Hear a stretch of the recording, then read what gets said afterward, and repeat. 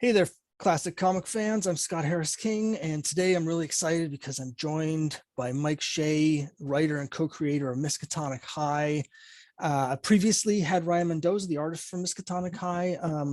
Last year, I got a chance to interview him, so I'm really excited to talk to Mike today, talk about his experiences with Miskatonic High and the title and everything that's going on with that series. So thanks very much for joining me, Mike. I really appreciate it. Thanks for having me, Scott. I love your books. Ryan's been here before. You're a good friend to us, and so I'm happy to be here. Well, I really appreciate it.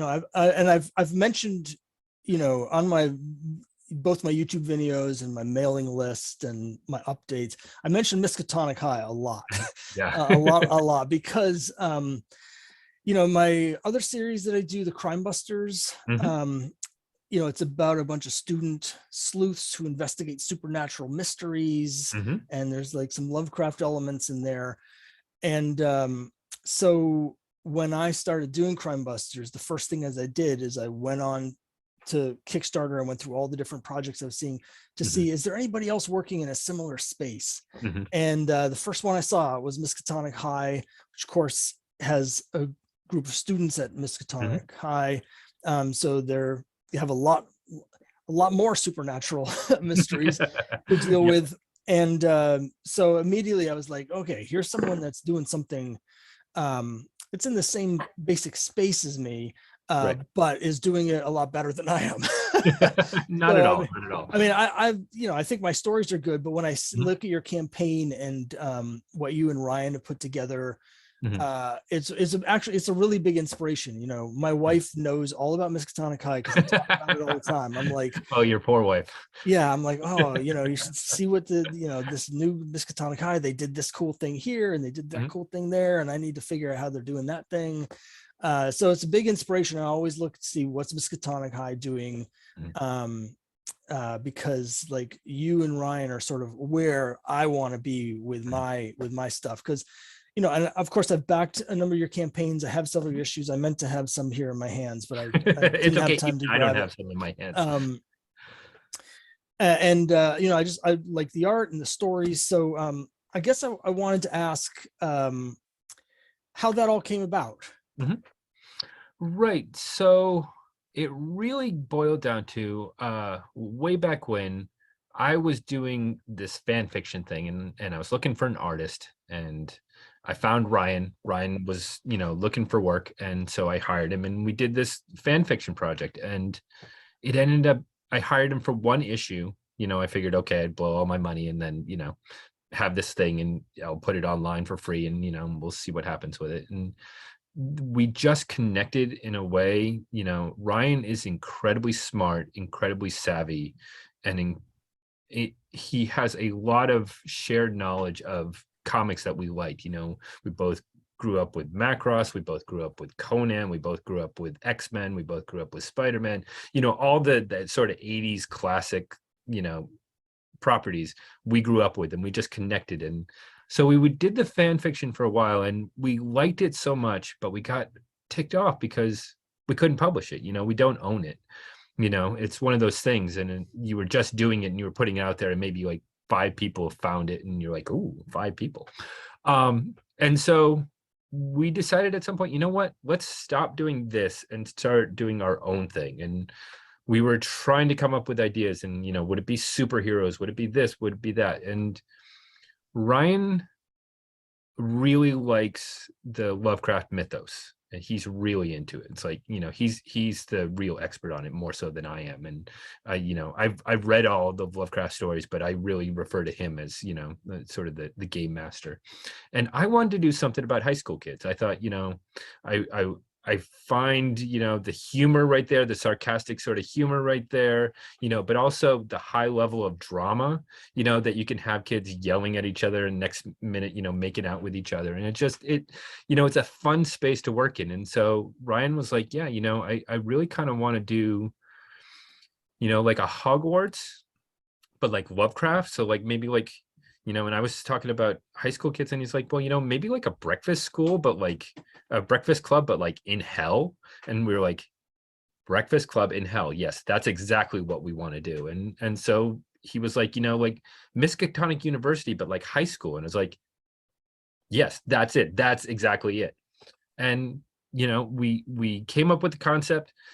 I wrote a script within like a week from that I turned over to him, and he had some changes, and then we were just off to the races. We were like, okay, yeah, let's do this. And we were kind of idiots about it. It's funny that you mentioned that, like, you look at us as success, because I've always looked at us as a couple of idiots who, have fallen over ourselves somehow to make things work out. Yeah. So we had thought, okay, we'll do this. We'll do our first arc. We'll do 6 issues, and we'll send it off to all these publishers, and all these publishers are going to be crazy for it. They'll want to publish it. They'll want to put it out. It'll be great. And so we did that. We did 6 issues. We sent it off to all these publishers, big publishers, little publishers, people you've never heard of. And the overwhelming response was nothing. Unsurprisingly, publishers don't want to publish a series and an ongoing series by 2 people who have literally done nothing. So we were like on the threshold of not continuing. Like, we had talked about it, and we had sort of agreed that we weren't going to do color anymore. Like, we were going to have to go black and white from this point on. And Ryan suggested, well, why don't we try crowdfunding? Why don't we try Kickstarter? And it's like, okay, yeah, let's try that. And it was like, are we going to do digital comics? Are we going to do physical comics? I've never done a physical comic. I have no idea how to do that. And we're like, yeah, but people want to hold something in their hands. So we put it out there. People make fun of me because we do our goal level of $300. But really what we were thinking at the time was, we've done fan fiction. We've got like 10, 15 people to follow us. If we can get 10 or 15 people to follow us on this new thing that doesn't have, this whole backlog of fans who have liked the real thing, maybe it'll be a success. We'll put it out there. We'll ask for $300. If we get like 10, 15 people to like it, we'll be a success, and we'll go forward, and we'll see what happens then. And instead, what happened was like 300 people liked it, and we ended up raising, like, I can't remember now, it was like $2,000 or $3,000, and it was like, it blew away our expectations completely. And suddenly we're like, okay, I guess we can continue to do color. And that was success for us. And so we've been just doing it ever since. And yeah, that's sort of how we got there. So it's always funny to me when people come back and say, you're a success, and we're like, we're idiots. Well, one thing that I guess there's a couple things I wanted to mention. I'm an 80s person myself. I was born in 73. So the 80s are like, I'm the same age as the kids in Stranger Things. It's right in my wheelhouse. Well, I'm right there with you. So, and I definitely see what you're talking about with Breakfast Club. It does remind me in comic book terms of some of the better issues of New Mutants. A series that was wildly uneven, and but Miskatonic High is actually a much more even book than New Mutants, but it has that same sort of feel. Like I feel that when I read it. Right. One thing that I think you've done as well or better than anybody I've seen on Kickstarter, that I wanted to ask you about, because I as an outsider, it feels like a major part of your success is the consistency. Right. When I started, when I put out my first issue of Crime Busters, I think you were on issue 5. And I'm about to put out issue 5 of Crime Busters in January, and you're already on issue 16. And so you're putting them out more regularly and using Kickstarter as sort of a regular ongoing series distribution system in a way that I haven't really seen. I've seen a few other series, but none do it as consistently and frequently as you have. And I feel like I'm assuming that's helped a lot in terms of building, a loyal fan base, is just having that come out so regularly. Right. So what we had decided relatively early on, when we were thinking about going into Kickstarter and crowdfunding, we were looking at what were the pitfalls. When you get into Kickstarter, when you get into crowdfunding, you look a lot at the the titles that are succeeding, but you also look at the campaigns that are failing and why they're failing. And there's a lot of people who are more than happy to share their experience with you. And I was lucky. I talked to a guy and he explained to me, you know, some of the pitfalls that he had fallen in, and really helped me when I was putting together that first campaign. Like, okay, don't do this, you know, do this, keep this. And there's a couple of tricks that I don't know if they work for everybody, but they work for us, which is, you know, we keep our goals really low. We're going to put out this comic no matter what. But what it also does is we get funded within the first 5 minutes, you know, and then everybody knows, every backer after that knows they're getting a comic. You know, there's never any question about it. And because we're at number 16, they know they're getting their comic. You know, at this point, it's like, it's guaranteed that we're going to get it to you, which is nice because a lot of people go into crowdfunding, and when you back things, you don't always know that you're ever going to see it, or you're going to see it in the next 2 years or things like that. The other thing we found was we really wanted to show that we could be professional, you know, like professional level. And what that meant was frequent, like every 2 months, every 3 months, something of that nature, you know, along the lines of a good indie comic, their schedule. And what we found was, if we already had, again, we had already done 6 issues before we launched our first Kickstarter. So all of those issues were in the can. So it's not like we were waiting on the art to be done or waiting for the lettering to be done. It was all ready. It was all ready to go. So really, we had taken care of that part of it, and it was just the publishing. And so, you know, we come up with a system where there's a month-long campaign. Immediately after the campaign, we've trained our backers that we need you to respond to your survey right away so that we can get your name in the issue.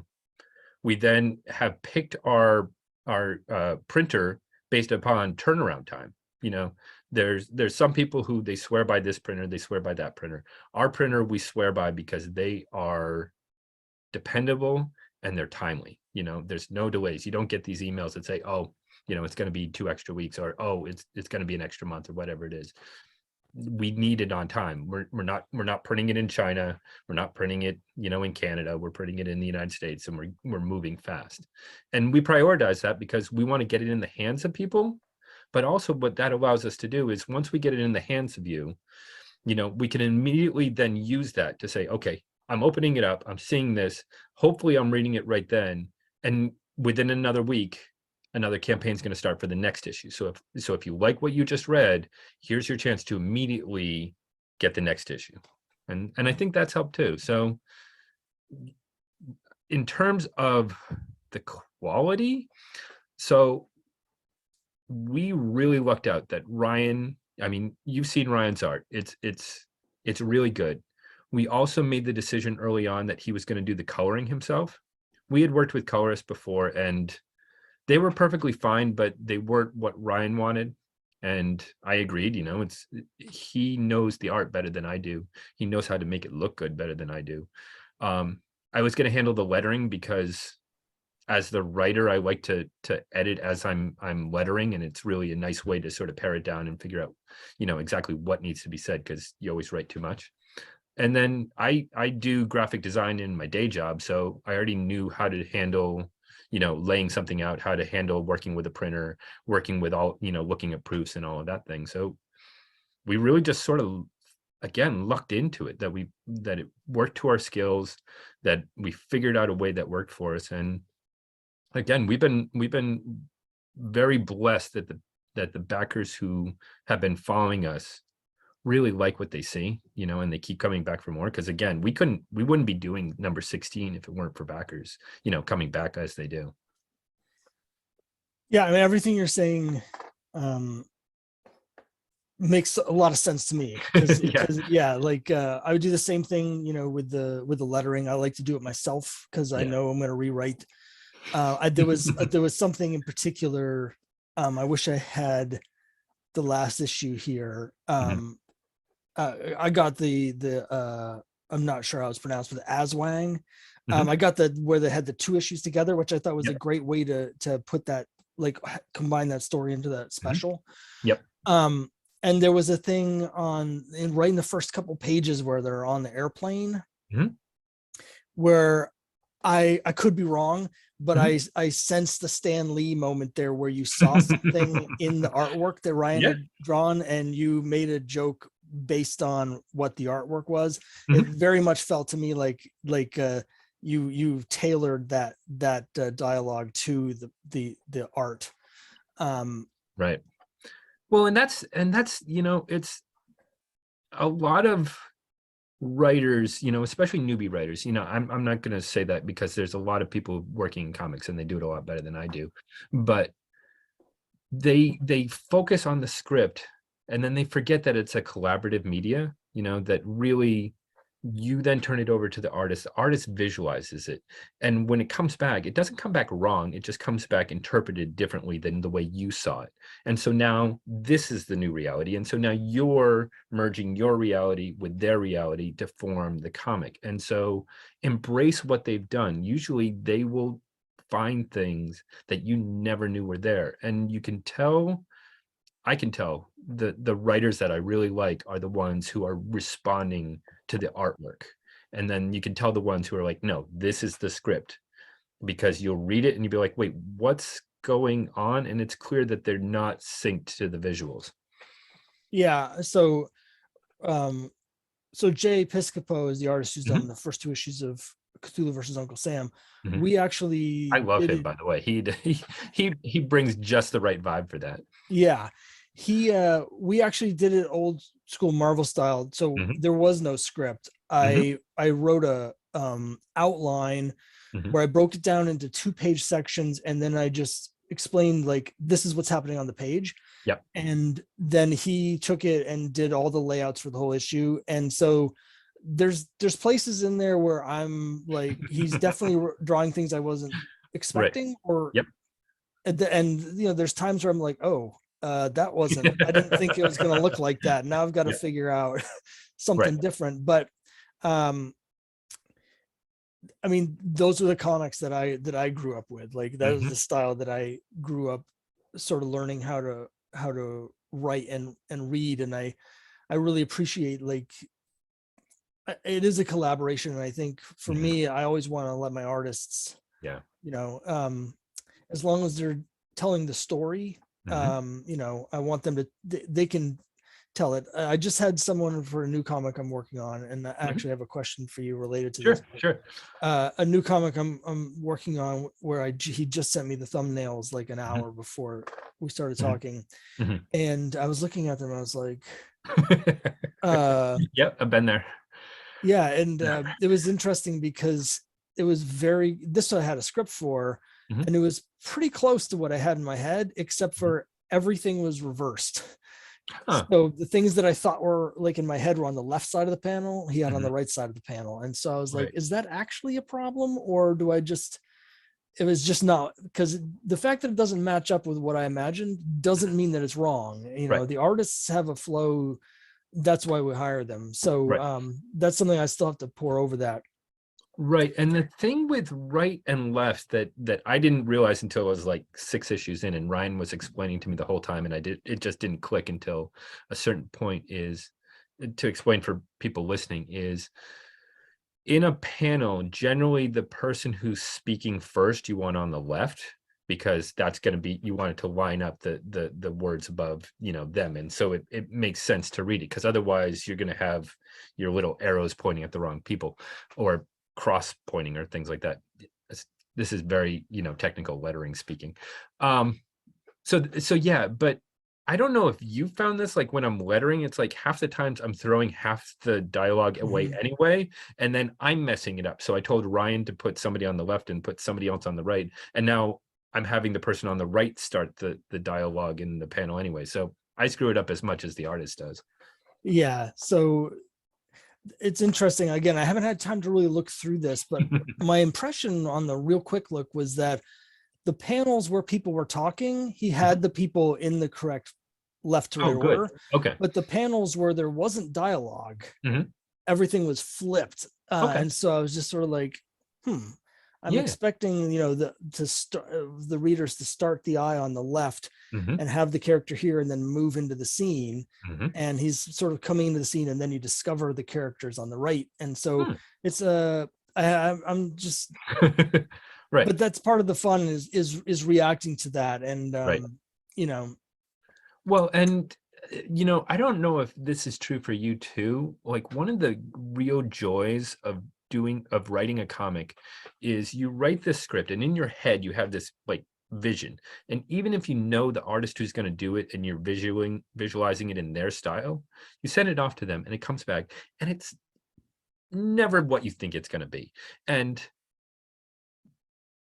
you go through about 7 different emotions and one of them is, no, this isn't what I wrote, this isn't what I wrote, this isn't what I wrote, and then the other one is, this is so much better than what I wrote, why didn't I write this? yeah. So it's an interesting process, which, and setting all that aside, Mhm. it reminds me of a question that I had for you, which Sure. is, I'm jumping a little bit ahead because I have more questions about Miskatonic High, It's but fine, we can do it um, in any order you want. I was curious, because you are putting on Miskatonic High on such a regular schedule, Right. if you are considering doing anything else, like Mhm. any other titles or series or projects that are unrelated to Miskatonic High Right. and just like a completely separate thing, or if this is just the thing you're going to be basically focusing on. So I have like a notebook full of other ideas. It's like, oh, I want to do this superhero story and, have it be this meta thing about, making comics. And I have this one and it's, it's a crime story cross country spree. And, I have this one that's whatever. And it's, I don't know if you found this, but what I've found is there's only so many hours in the day, and we've talked about this before, and I will tell it to anybody who will listen, is there's no money to be made in comics. So, I have a full-time job and this is what I do on the side. And I love doing this, but I still need to do my job. Um, so, you know, at some point I just sat down and said, you know what? I could do these other comics, but the real fun that I have is collaborating with Ryan. Ryan is really smart.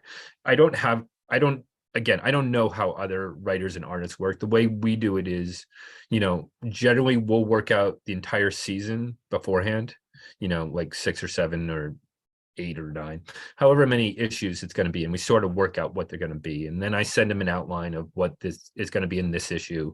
And he's like, yeah, okay, that sounds good. Or maybe let's go this way. And then, once that's okay, I write up the script and I send it back to him. And he's my editor. He's going through the script and saying, this works, or, this just isn't working. It's not scary enough. There's not enough action. There's not, whatever it is.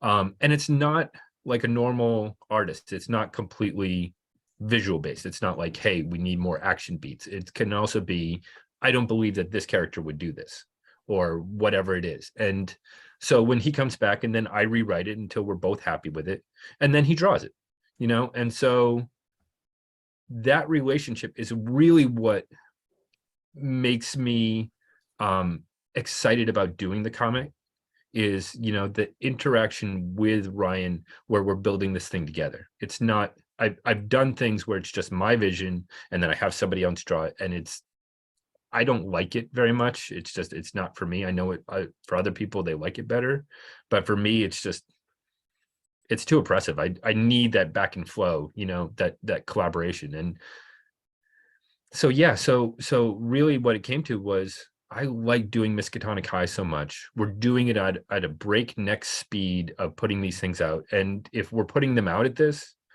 on the back end, 2 or 3 issues ahead, we're doing it at that speed. We're doing an issue every 2 months, from script to him drawing.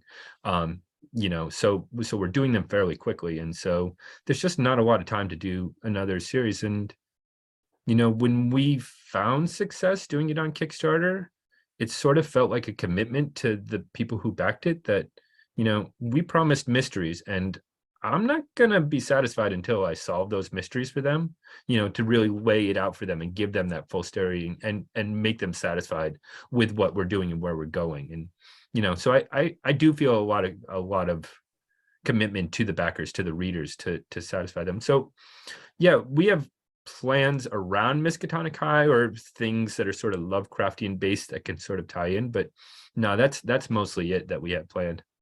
Okay. Well, I think that's I think that's really cool, and I feel the same way. So like with Yeah. Crime Busters, you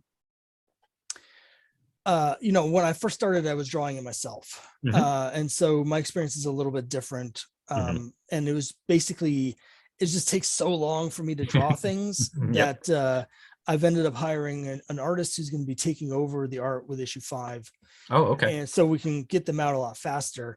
Mhm. But that's a series where I planned out at the beginning a 30 issue Mhm. storyline. And so while I am doing other things like Cthulhu versus Uncle Sam, which takes Yep. place in the same universe, but it's not Mhm. like directly connected plot wise. Right. And I have other titles like this new one I was just mentioning, which is going to be an epic fantasy series, which is completely separate. Nice. Like I have in my head, the Crime Busters has to be like the flagship title. Right. Even if it's ends up being one that I don't get as much backing for, Right. like I don't have as many readers, it still has to be the priority, because the Right. people that are reading it, they know that there's supposed to be, you know, another 25 issues in this, you know, in this, even though, you know, I do Right. each issue is an individual mystery, but like people at this point, they know that I have this bigger vision. So Right. that I feel the same way. Like I've sort of internally committed to doing those 30 issues of Crime Busters regardless, and then everything else sort of, I don't want to say it comes second, but Mhm. it comes, it has to at least tie for first. Right. It's like 1A, 1B. Yeah, Yeah. exactly. So, and it's also interesting, like the relationship you're talking about collaborating with Ryan, you know, the Mhm. artists that I've been working with, they're collaborative in terms of, you know, I like with Jay, I'll give him the plot, but Mhm. it's not, I don't Right. think it's quite the same thing you're doing, because it's, you know, I come up with all the stories and everything, and Right. I give the direction on what I, you know, want them to do. And so I haven't really had that experience of Right. like that kind of true collaboration with an artist. Right. I know a lot of, I talk to a lot of comic creators, and not a lot are doing it the way that we're doing it. And it really sort of stemmed from our fan fiction days where I hired him to work, and it was fine for that. But when we started talking about doing a series together, it really was, I didn't want all the responsibility, you know, to be the person to do that. Like, doing a comic, I mean, this, it's a lot of work, it's a lot of responsibility. You're taking on not just the writing job, or in your case, the writing and drawing job, but sometimes, you're hiring people, and now you're doing payroll for people, and now you're doing, these things, and then you've got fulfillment on top of that, which is once the things are printed and come in, now you have to package them up into individual things and mail them to people. And you need to know like postal rates and things like that. And for me, and again, it's, I don't judge how anybody else does their comic, because I know how hard it is to do comics. But for me, when we were talking about doing this, it was, I don't want to be solely responsible for this. I want this to be a partnership. I want it to be, you know and it extends, through the financial part of it too, which is, look, if we somehow crazily make any money at this, I want it to be a 50-50 partnership. If there's, people talk about IP, which is incredibly stupid on our level, but I want it to be, there are no questions about it. You own 50% of it. So when we make decisions, it's like we both have veto power. It's like, if you don't like what I'm doing, then we won't do it. Let's do something else that we both agree on. And again, for me, having someone who you can sort of bounce ideas off, and they can bounce ideas off of you, and you can find things that work together, like, it gives me a lot more confidence than if I'm just doing it on my own. Like, if I'm just doing it on my own, it's like there's always that thought in my head, like, is this any good? Is this, so Yeah. that's why I do it the way that we do it. And but again, it's not for everybody. It's just, it's what works for us. There we go. This is the panel I was talking about. This one down here, where Mhm, he's putting the bandage there, and the guy's mhm, got the nosebleed, and the mhm. guy's saying, hey, my nose is over here. That's one where I was like, that felt like a Stan Lee, like seeing the art Mhm. and writing that line based on what he was seeing there. Mhm. Yeah, I mean, so I can't remember whether that was. It very well could have been. Um, but yeah, there's a lot of that where you work like two tracks. You write stuff into the script, you send it to them, and then you see what they respond with, and then you go with that. And sometimes you ask for changes, and sometimes you don't. And sometimes you just, you know, I'm sure you've had this too, where it's like you expect a certain thing to be really clear from the art about what's happening, and it's not. And then you have to go back and use some of the dialogue to explain what's happening just to make sure that people don't get lost. And so it works that way too, where not only are you responding to things that you see on the art that you think are funny, but also making sure that the readers are following along with what you're doing. Well, I'm actually a big fan of what you just said because I feel like, not to go on a side note, but I feel like there's a thing in comics right now, in mainstream comics at least, Mhm. where there's the idea that the artwork should tell everything and you should never have dialogue or balloons to explain anything because it should always Right. be clear from the art. And I know that when I started doing Crime Busters, I had a number of backers in my first issue in particular that were really friends and family. Mhm. And a lot of them don't really read comics. And Right. there were things in that issue where I tried both in the art and the dialogue and the boxes to make it very clear what's happening at all times, and they still couldn't follow it because they're Right. not trained to, they haven't been reading comics for 35 years, so Right. they don't just immediately pick this stuff up. So for me, I'm always like, have that old school Jim Shooter Marvel thing in my head, which is the any time someone picks up a comic, it could be the first Mhm. comic they've ever read, and Yeah. you need to make sure they can follow the story. Right. So there's a lot of places where I'm like, it's clear to me because I wrote the story what's happening Right. here, but Right. I'm not sure it would be necessarily clear to someone else that, Right. this guy's flying in this panel because, you know, um, there's this sequence in the first issue of Uncle Sam where Mhm. the guy gets trapped in a dimensional portal, so he's half Mhm. in and half out of it, and then his astral form comes out and he starts Mhm. flying around. Right. And those of us familiar with 80s comics are like, oh, of course it's the astral form. Right. But I made sure to have thought balloons where he's like, Uh-huh. I'm flying, what's this? My soul is separating from my body, Right. because it's otherwise people, I know that I have readers that would be looking at it and going, Yeah. he just stepped into a glowy thing and now there's two of them and one of them is flying around and is glowy and they'll have no idea what's happening. Yeah. Oh yeah. So and that's not a reflection of the artist because he's Mm. drawing just what I told him to. Right. But I always want to make sure it's clear to anyone reading it what's happening, and if that Right. means, you can go too far. I don't want to be a Roy Thomas, like, Yep. you know Right. having, giant text boxes explaining Hmm. exactly what's in the picture. But I think people go way too far the other direction, because I buy a lot of indie comics in particular, a lot more now than I do big two comics, and I'm Right. always reading Yeah. them with an eye of like, um,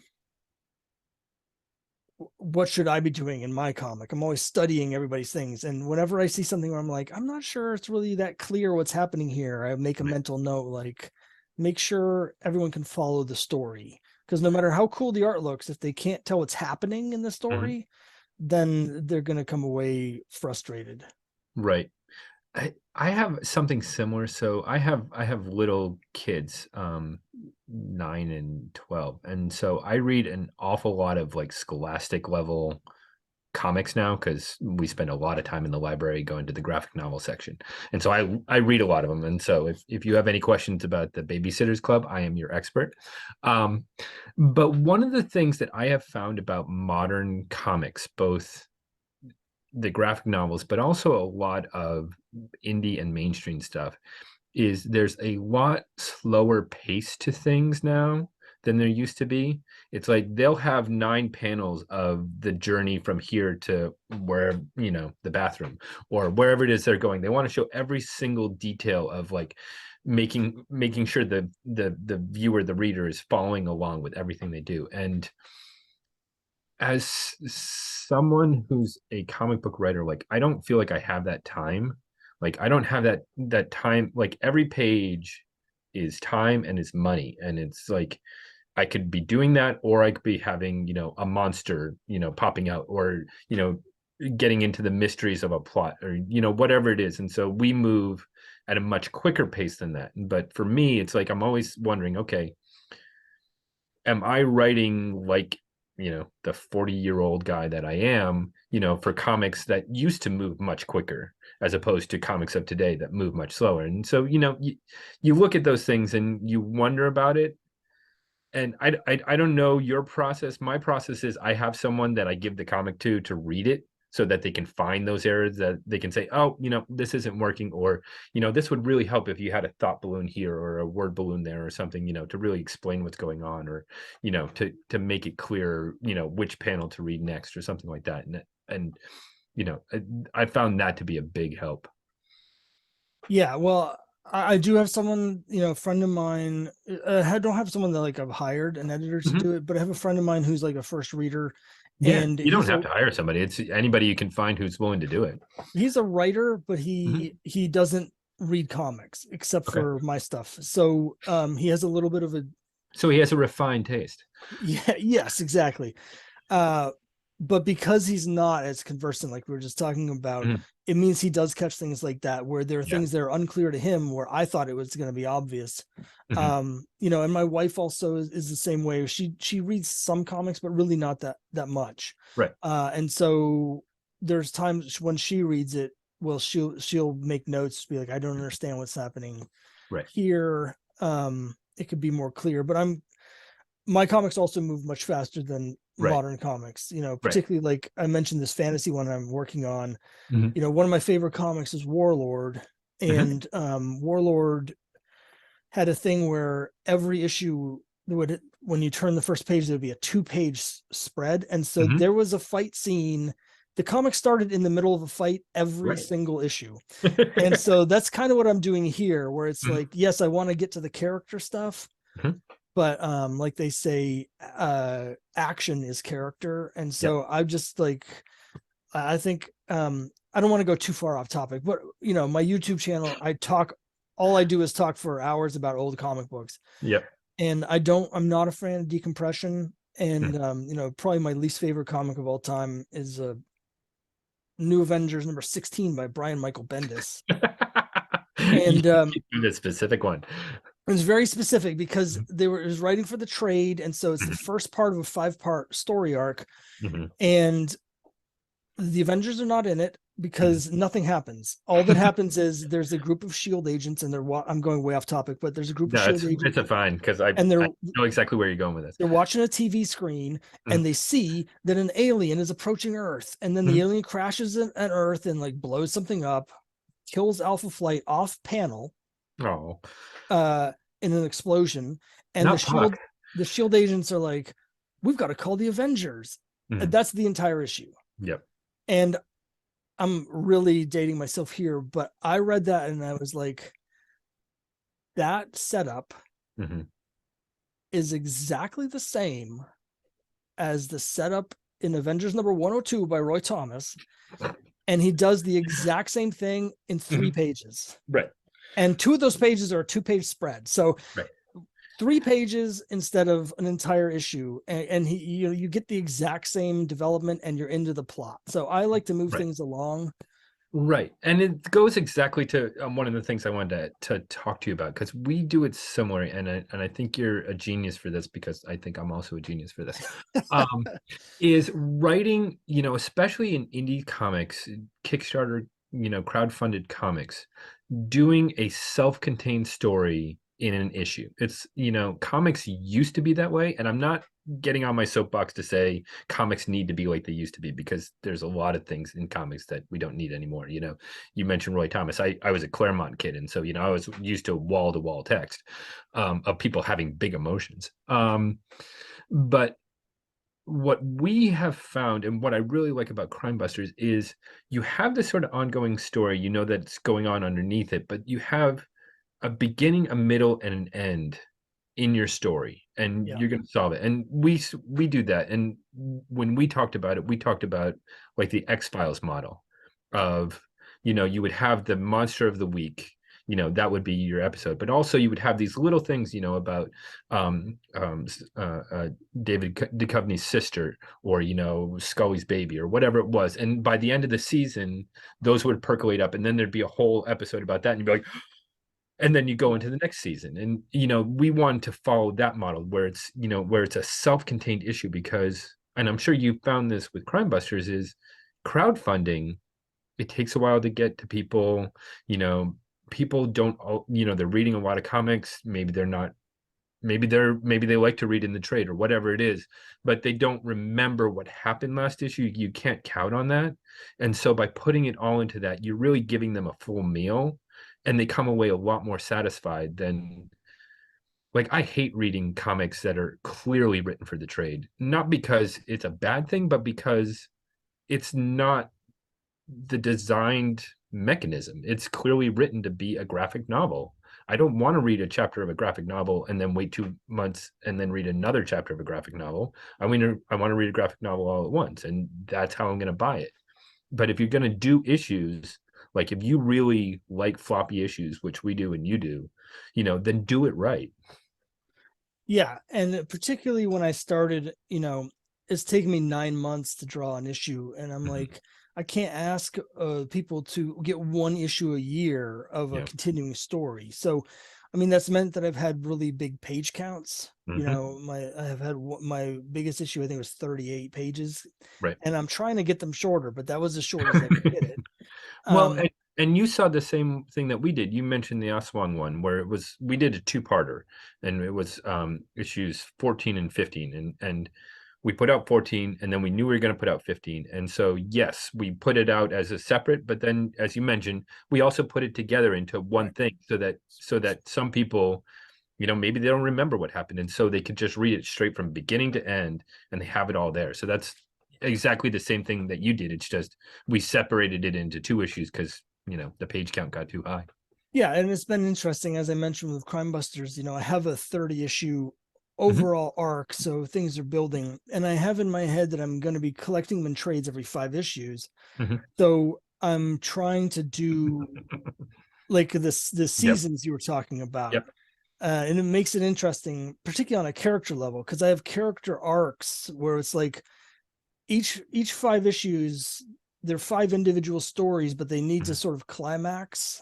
Like, so they have but I also have the character arcs for each 5 issues. And so when I was doing issue 5, I'm always not sure if I actually pulled it off, but when I'm working on issue 5, I'm like, it needs to be self-contained. It needs to also work as the ending of a 5-issue season. And it needs to work as the end of a 5-issue character arc, for that each of the 2 main characters is having their own separate arc that needs to climax and come together and set up the next season. So we'll see if I pulled that off when I get issue 5 out, but I'm I have all the issues kind of planned out up through issue 30, and they start becoming a little more connected after issue 10, but they're still individual cases. So people can, if you drop in, you'll have a story, even though you may not, know where they came from or where they're going. If you could just read the one story, you'll have a beginning, a middle, and end. You'll see what happened to the werewolf, whatever. And then you can keep going. So, yeah. Right. No, when I was a kid, I read Excalibur, and they had the cross worlds thing, and so each one would pick up in a new world, and they would have a complete story of that world, and then they would move on to the next world, and it was an ongoing story. I didn't know how they got there. I don't know where they're going or anything like that, but it worked in that issue, and so yeah, I mean it's a kind of story that telling that I understand exactly what you're going through, but for people who don't know, trying to figure out how to tell one character story in a complete issue, move along the plot so that exactly 5 issues is your season arc, but then also sets it up so that people want to read the next one. I mean, you're juggling a lot of balls, and I understand exactly how it is because I Yeah. keep doing the exact same thing. So, but yeah, but that's the fun of it. I mean, that's comics. Yeah. So I had a couple of questions for you Sure. about you had mentioned at one point uh projects that you are working Mhm. on that may be in the same universe or spin-offs or something. I know in the past you had a crossover with Lovecraft PI that I think we Yep. talked about, and you also had the Lady Lovecraft like Hmm. one shot. I was Hmm. wondering what you have, if you have more things coming, or like what your plans might be, if you can if you have anything you can share. So the big one we just did was it took us a long time to do was the yearbook. So we did that just the campaign before this, and that had been we wanted to do an old school annual, like an old comic annual where you did had a bigger standalone story than you would normally have. That was maybe a little bit off the beaten path, and then you invited other creators to come in and play around in your universe. And we thought okay, this will be something fun and we'll do it real quick, and it ended up taking like a year, with all the moving parts to get it all together. I have We do have another project. We have a little crossover thing. I don't want to get too much into the details because the way that we work is we like to finish projects and have it all sitting in the can, so by the time that we announce it, like people, you don't announce it a year out and then people are like, oh yeah, that's right, you were doing that thing with the thing, what's that, so um we when we talked about doing the crossover print for both of our campaigns, the idea of liking to merge these different worlds, and so it's something that we've enjoyed with you. I've had a great fun with it. I love seeing what Ryan came up with to find a way to merge these two worlds. um and then also we did the crossover with Lovecraft PI, and that ended up being a lot of fun to do. It was scary to do, but it was a lot of fun to do. And so sort of in that vein, we're looking at maybe another sort of crossover, but the surprise is it's not going to be comics. Oh, interesting. Hmm. It's yeah, it's really weird. It's old school. I think you'll like it when you Stage see. musical. Yes, that's it. Song and dance. Maybe Esther Williams diving into some water. I It'll love be it. I love it. yeah. But yeah, once people see what it is, I think they're going to really be excited about it. It's going to be very different and very cool and kind of old school. But yeah, I don't want to go into too much because it's probably going to take a year before it ever gets done. Cool. Um, I had a couple more questions. I'm looking at my list of questions because we have talked about a lot of them already. Right. Um, can you tell me anything, or the viewers anything about Miskatonic High itself for the future? I know you Sure. talking about planning out the different arcs, but just I always wonder with like Hmm. a school setting, like Hmm. are they going to graduate? Are you going to have like a new class of students come in? I know for me with Crime Busters, when I get to issue 30, it's going to end with the graduation, and so Hmm. like that they're going to be graduated. Right. um but I was wondering, like, what are the long-term plans, if you can share any of those? Right. So we're taking the sort of 90210 approach, which is, extend high school, well past humanly, rationale. The good thing is we're moving really slow. So our first season, issues 1 through 6 dealt with like Halloween. We got through Halloween, in a school year, and then for the second arc, we got through Thanksgiving. So I mean, we're moving really, really slowly through the year, and we have given it a lot of thought about what happens to the kids.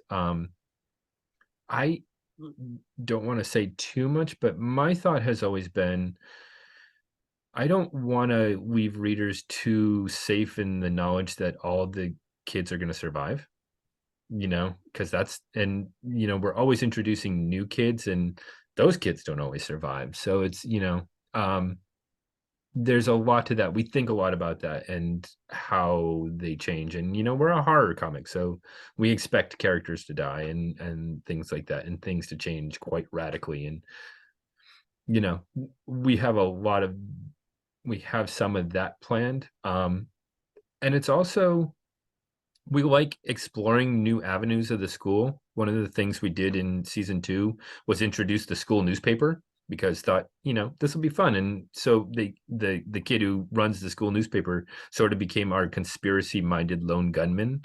And so he was, now he's all interested in exploring the school, and we like that. And we have the student president. So we had a whole issue, kind of about him being student president and sort of how that would work. And you sort of it's fun to create this microcosm of the school and see, this sort of society play out there without the adults. So I don't know. We have a lot of things planned. We are, God, I am lettering issue 19 just before I got on this with you. So the idea is it's after the Aswang story, where they go to India and meet Simon's grandfather, who has evil things in mind, which is a lot of fun. It's a time travel-y story. And so, yeah, I mean, we got a lot of fun things coming up. Great. I think I've asked all of my questions. I'm going to have the links down below, of course, for both of our campaigns. And if people back both of our campaigns, they'll get a special print from Ryan. Is there anything else you wanted to say, or anything you wanted to ask me? Yeah, I was always curious, like, how did you come up with the concept of Uncle Sam versus Cthulhu? Because I mean, it's kind of an out there kind of idea. It's an interesting. I reverse engineered it. Is the short version. The longer version is, I guess, is kind of necessity is the mother of invention. So I don't know how much you've done in terms of tabling at conventions, but basically, I was doing my first couple of conventions. This was 3 years ago now. When I only had my first issue of Crime Busters out. And I was going to conventions, and you have to spend a bunch of money to get the table. Yes, and then you basically stand there all day, and everyone just walks by and no one cares. Right. And that's just how it goes. Yeah. Let's be blunt. But so what a lot of the people do that are indie creators and have to make their money back is that they sell prints. And a lot of them sell prints of popular characters. So they'll do prints of Deadpool, and they'll do prints of Batman, so they can make their money back, and hopefully someone will buy their comic. But when I was doing that, I was like, I don't want to do that.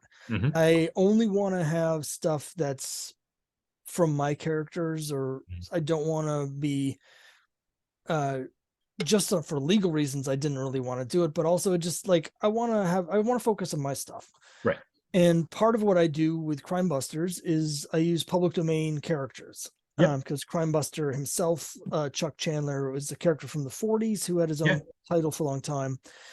And so I was thinking to myself, I was like, what can I do with public domain characters where I could do like a print or something? And so I did a print. Thought occurred to me. I was like, okay, so Cthulhu is very popular, and he's in the domain. And I was like, what if I had him fighting Uncle Sam? I was trying to think of other public domain characters that are recognizable. And I did a wrestling poster. So it's like those one sheets that they would have back in the day. But it's got a picture of Cthulhu fighting Uncle Sam, and it's got all like the wrestling poster stuff. And I did that as a print. And what happened was everybody would come over to the table, and they'd talk about how cool the print was, and they'd sometimes buy the print, Mhm. and they wouldn't buy my comic at all. Right. And it became pretty clear after just one show, basically, that uh, people were way more interested in Cthulhu versus Uncle Sam than they were in the Crime Busters. Yeah. And I was like, I bet I could come up with a fun story to explain the print. Mhm. And so that's basically how it happened, is that I was trying to come up with a print that didn't infringe on other people's, Mhm. Properties, yeah. creative property. And I wanted to do something fun that people would buy to get my table fees back, Right. basically. And that has worked. In the Mhm. last 2 or 3 shows, I'm still only selling 1 or 2 copies of Crime Busters if I'm lucky at a show. But Right. people buy the Cthulhu versus Uncle Sam comic. I sell at least 5 times as many as these at shows as I do Crime Busters. And then people also buy the prints for it. And Right. so, yeah, I mean, I wish I could say it's, because I had a deep passion to see what would happen in that fight. Right. But what I found is that other people were really passionate about seeing it. The people really wanted to see the comic for that. And so that's basically, and then I did the first issue and it did really well on Kickstarter.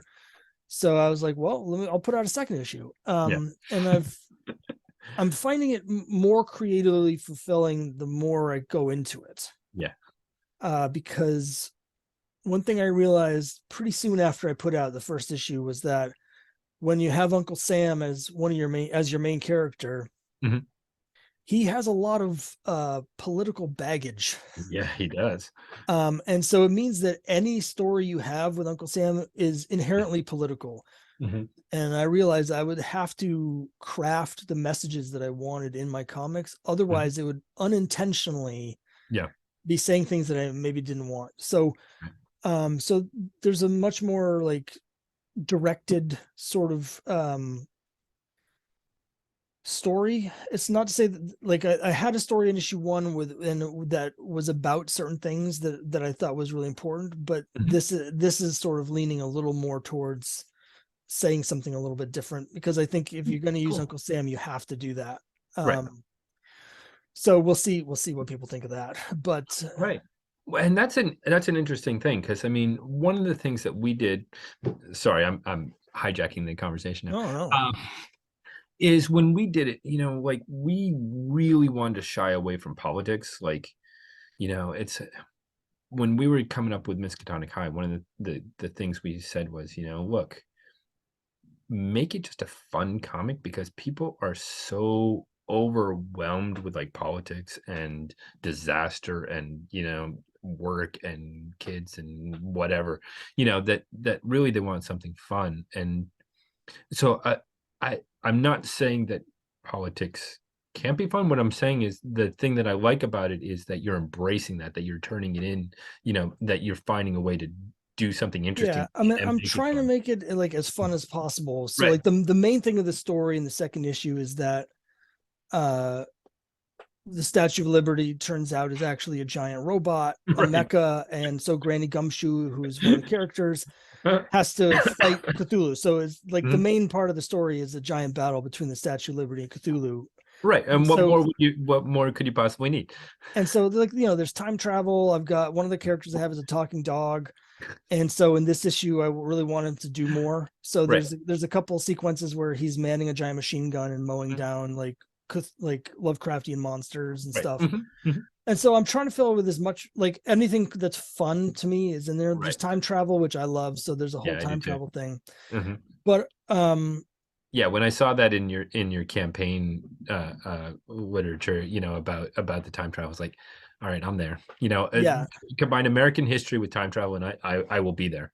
So but I also just like yeah, like I said, in the first issue, it's really about how Uncle Sam sort of inspires. Uncle Mhm. Sam isn't really the main character in issue 1. Right. It's this regular soldier Joe who Mhm. is inspired by Uncle Sam to like become his best self. Right. And but after it came out, I kind of realized there's a little bit of you could definitely read that story if you were looking for a political message as sort Mhm. of like a bit jingoistic.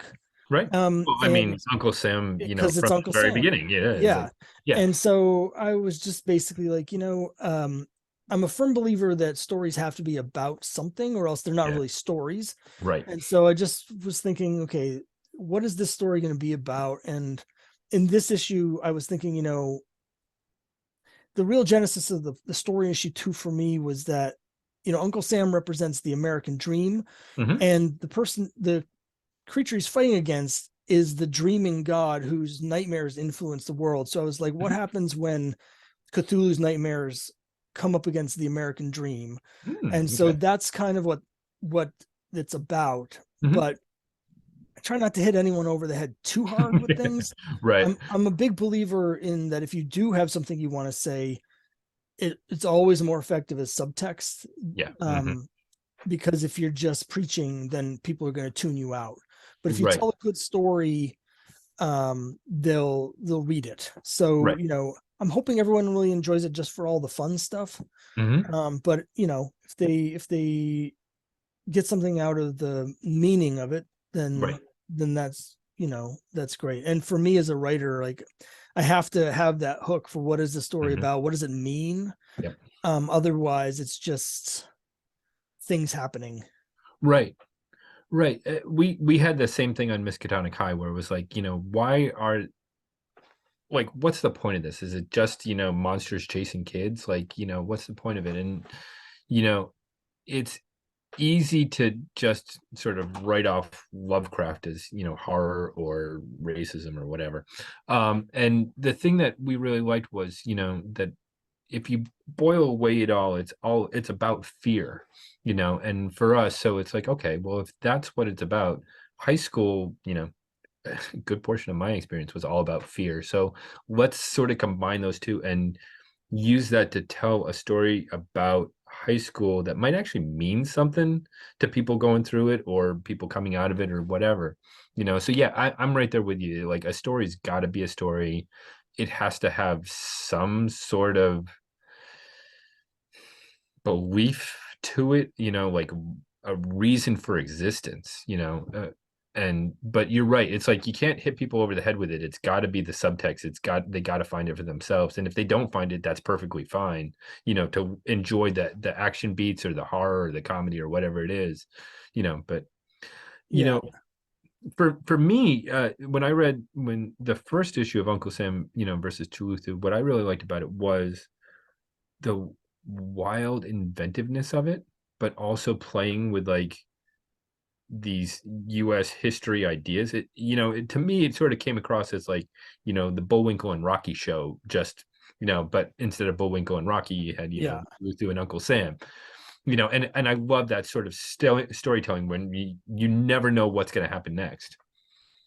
Yeah. Well, thank you very much. That's what I'm trying to do. And like, it's important for me to have fun doing it. Mhm. Um, and one thing about Cthulhu for me that makes him so interesting to Mhm. use is that because he's a being where humanity is so insignificant that we Mhm. mean nothing to him, he's sort of just going to destroy us Right. almost by accident.